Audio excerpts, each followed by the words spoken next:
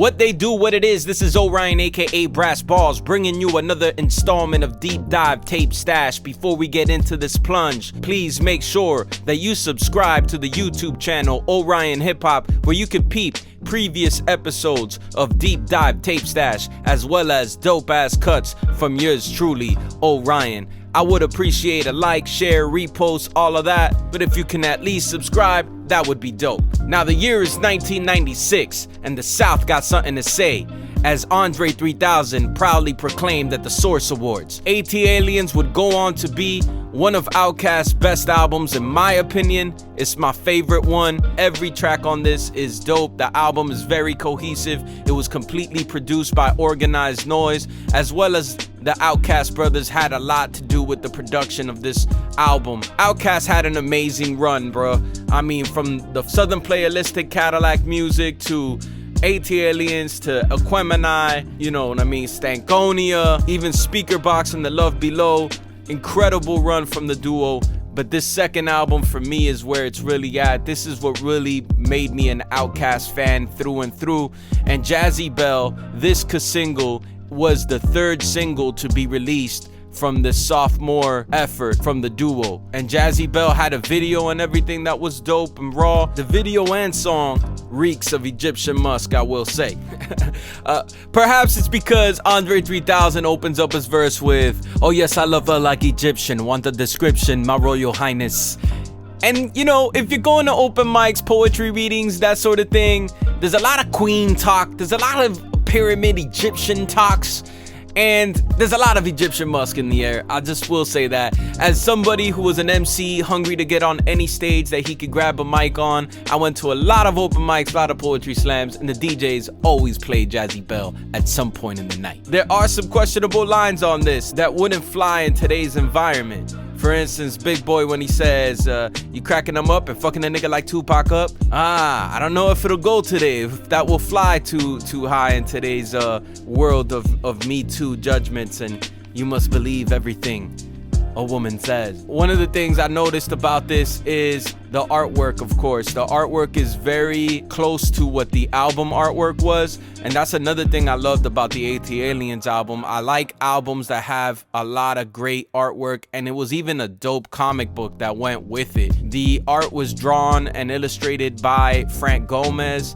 of DC fame. I found a dope website that broke down some of that, and I'm gonna include a link to that website's article on it so y'all could get some more knowledge on that. But it was kind of a group effort between Outkast and the art department at LaFace Records. Really did a good job on that. One of the things I saw when I was researching this is ties to Flavor Unit. And for those that don't know, Flavor Unit's out of New Jersey, most notably Queen Latifah. It made me think of another single in one of my Deep Dive Tape Stash episodes that I spoke about, which is the Goody Mob Cell Therapy. On the B side, Benzer Beamer, which is an Outkast track featured on the New Jersey Drive soundtrack. Flavor Unit was very much in charge of music supervision for that soundtrack. Benzer Beamer even had a video and everything, so I wonder what contractually was the ties between Outkast, LaFace, and Flavor Unit. That's something that's piquing my interest right now, I must say. This single features the album version and also a remix by somebody named Swift C, aka Cedric Barnett, who was in a group called Sniper Unit out of ATL. There's an album that came out in 1996 from the brothers, very underground ATL vibes. So if you're into that 90s ATL music, go check out Sniper Unit. It's gonna definitely bring you back. It features Cool Breeze on the track, Backbone is on the track too, and that's another thing with Swift C. He's very much an affiliate of Dungeon Family because he had some production on Cool Breeze's album, Backbone's album, and Slim Calhoun's album, and even has an alias of Lucky Calhoun. This remix is dope. I like it. It sounds like original playing. It doesn't sound like it has any samples in it. Has some additional vocals by Babyface of all people. So and that's because Babyface was a big part of LaFace Records with L.A. Reid and everything.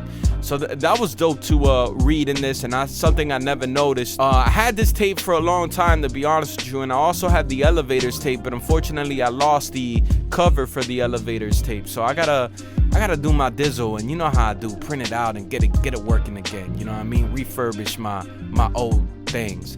Now, what I like about ATLiens, the album version, is the sample and what they did with it. This is a Lamont Dozier sample. It's a song called Prelude. It's just a simple chop. They looped that up. They put some dope drums on it. I'm not gonna give away the drums. You're gonna have to research that yourself. It's got supposedly an Aretha Franklin sample, like towards like a bridge part of the song. A song called Rock Steady, which I wasn't even aware of, but Aretha Franklin apparently had a song called Rock Steady in 1971, and I'm wondering if that had anything to do with the crew. Did the Rocksteady crew get their name from that Aretha Franklin song? Because it does have a great drum break within it as well. There's some cuts. Mr. DJ of Organized Noise did his thing cutting up on this track, and that's one of the things I love about the ATLiens album as a whole. There's a lot of DJ cuts in there. Wheels of Steel in particular has some dope cutting in there, but at the very end of this track you have him cutting up Cool Joe from Goody Mob, the Self-Therapy song,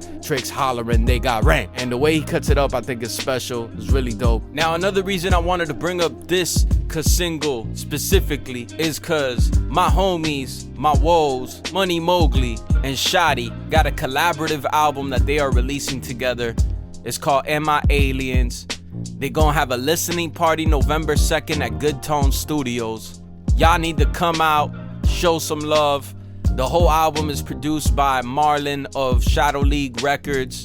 So this is gonna be a really fire collaborative effort from the brothers, because Mowgli and Shotty are one of the prime cats in our scene right now, and I'm very proud of the local scene we got here in South Florida. A lot of people is really grinding, really doing their thing, and these brothers is mad prolific with the music that they've been releasing within the last 5 years. It's crazy. So shout out to the brothers. Looking forward to the listening party and hearing that album out.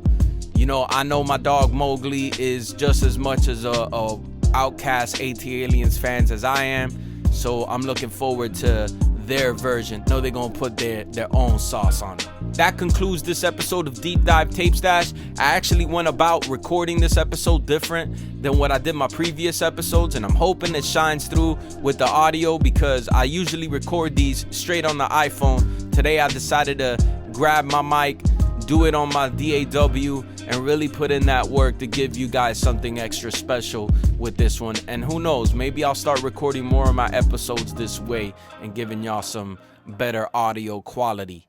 You feel me? Appreciate y'all. Thank you for tuning in. Peace.